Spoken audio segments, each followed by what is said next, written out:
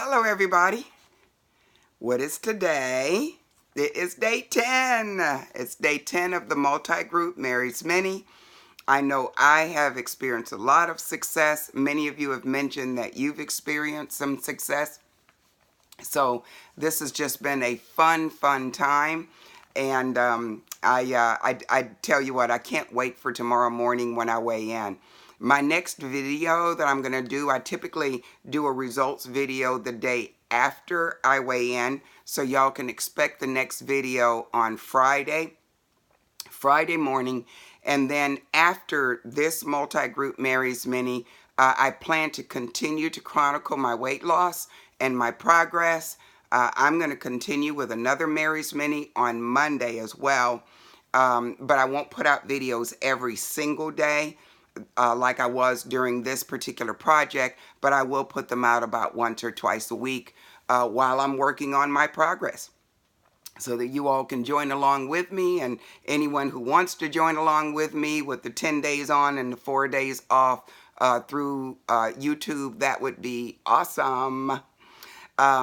But I did want to talk to y'all a little bit about one more topic during this Mary's Mini, and this has to do with what happens to our bodies when we fully go to a plant-based eating plan, especially for those of you who are just now becoming plant-based, who are starting using this Mary's Mini to come off a standard American diet to finally go through that change into a whole foods plant-based way of eating.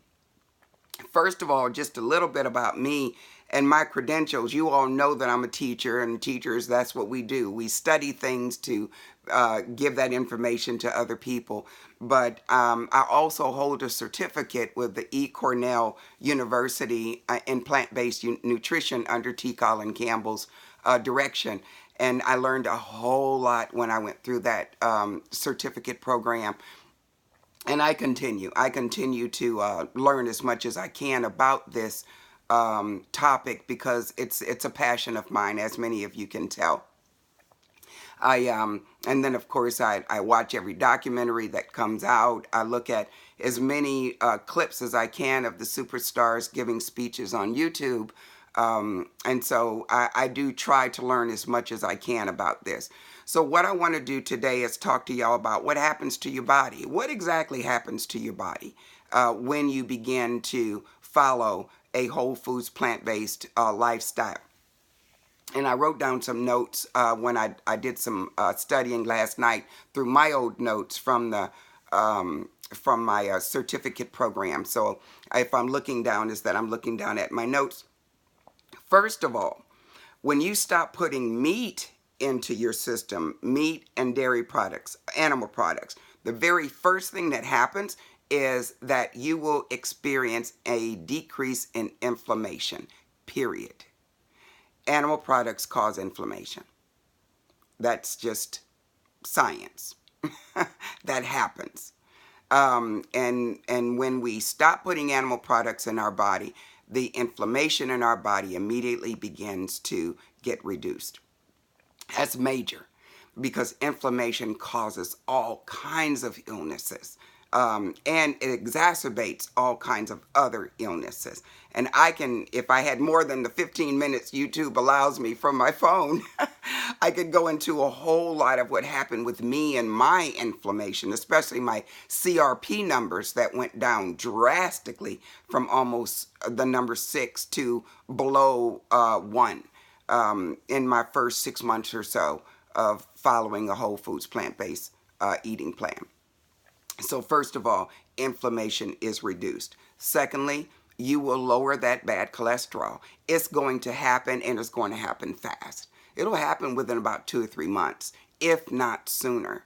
You know, you're going to see some reduction in the lowering of that cholesterol almost within the first few weeks. But when you take that cholesterol test again in 3 months, you are going to be shocked. And it'll be sooner than 3 months. But, you know, I'm being conservative here by saying this. It will be shocked. And not only you will be shocked, but not only will your cholesterol be lowered, your triglycerides will be lowered as well.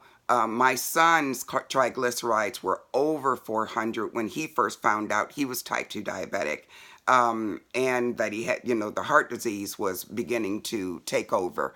3 months later, when he had his next blood work done, his triglycerides were back to normal.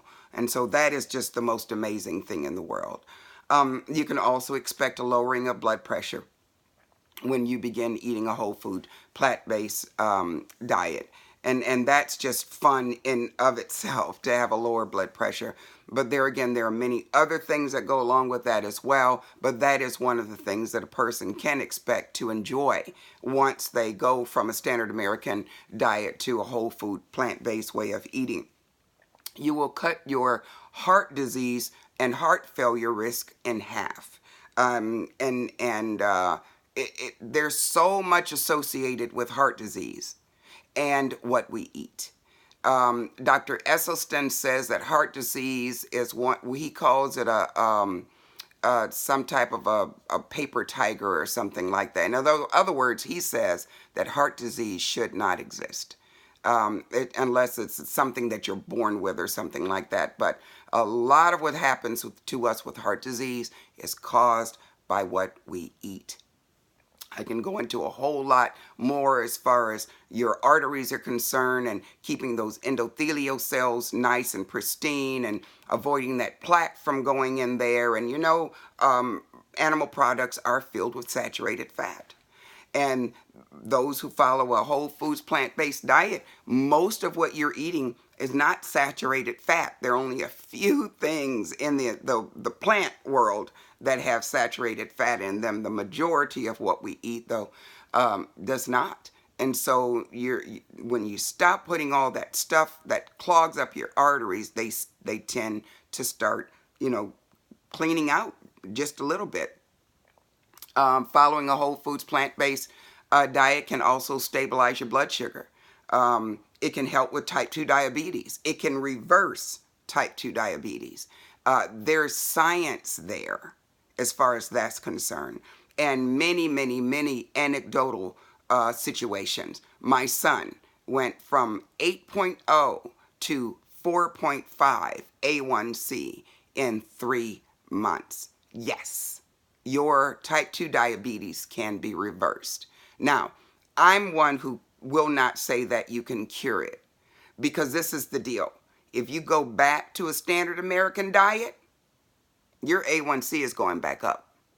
So I say you can reverse it, and you can put that type 2 diabetes in a box and throw that thing in a corner and leave it there.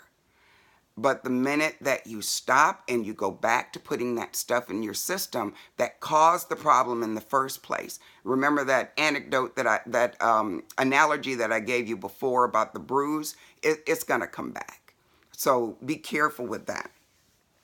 And I already said that it can definitely open up clogged arteries and improve your endothelial cells. That is a biggie. That's a biggie.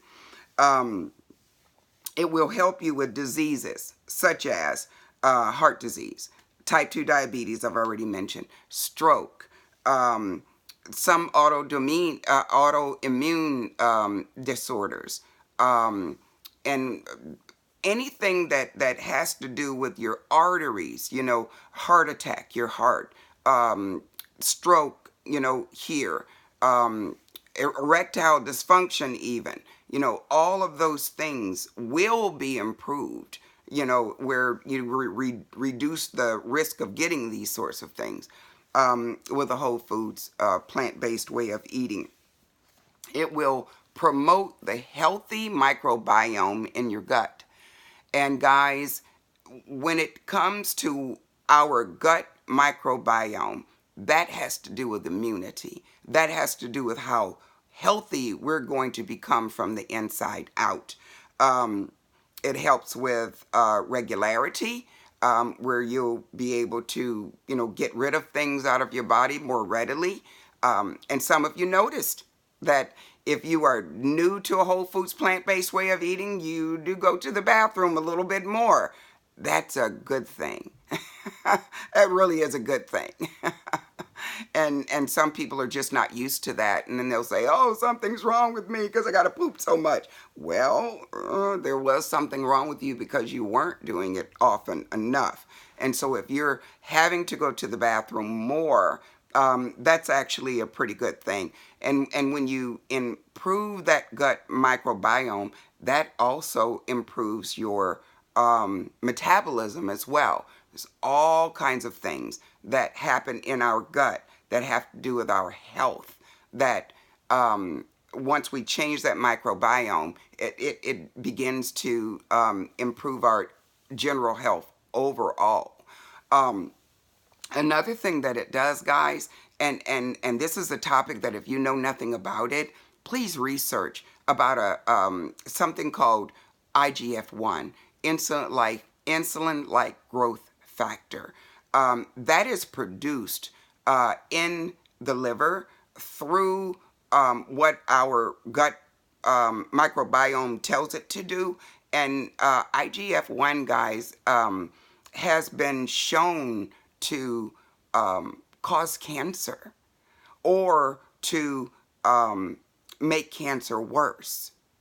And when you can try to get that out of your system through a whole foods plant-based diet, because IGF-1 is not produced through plant protein, it's produced through animal protein, including milk and eggs and that sort of thing. But that in itself is something to consider. And so read up on IGF-1. I could talk 2 or 3 sessions about IGF-1. That's not something that you want in your system.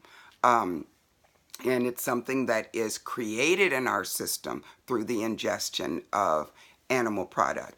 But it also, in a whole foods plant-based way of eating, also reduces the incidences of other cancers, especially those cancers dealing with hormone, because you know that a lot of the meats that are out there are injected with hormones, and a lot of it is. And the milk, especially, remember, milk is produced by pregnant cows, right?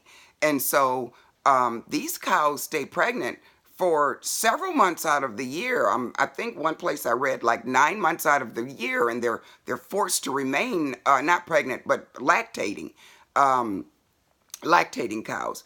And the hormones that are continuously, the natural hormones that are continuously, pumped through that milk, because the cows are forced to lactate like that. Those hormones have to go somewhere. And so when we're talking about certain cancers, hormonal cancers, such as ovarian cancer, breast cancer, and what is that other one? Prostate cancer, those 3, a whole foods plant-based way of eating can drastically diminish your incidences of getting these kinds of cancers, and can help if someone already does, along with your normal cancer plan and so on. And then finally, guys, eating a whole foods plant-based diet can help you to finally lose weight without being hungry, especially when you follow something like starch solutions, what Dr. McDougall proposes as far as your starches are concerned. Because the thing about when you follow that sort of thing, like Chef AJ says, and some of the other doctors say, Jeff Novick, and they all talk about the calorie density. And if we can try to just consume things when we're trying to lose weight, when we try to consume those things that are 600 calories per pound and less, fewer than 600 calories per pound, then we can naturally begin to lose weight.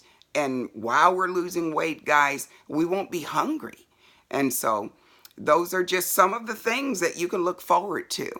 So guys, listen, y'all have an awesome day and good luck to everybody. And I'll talk to you later. Bye-bye.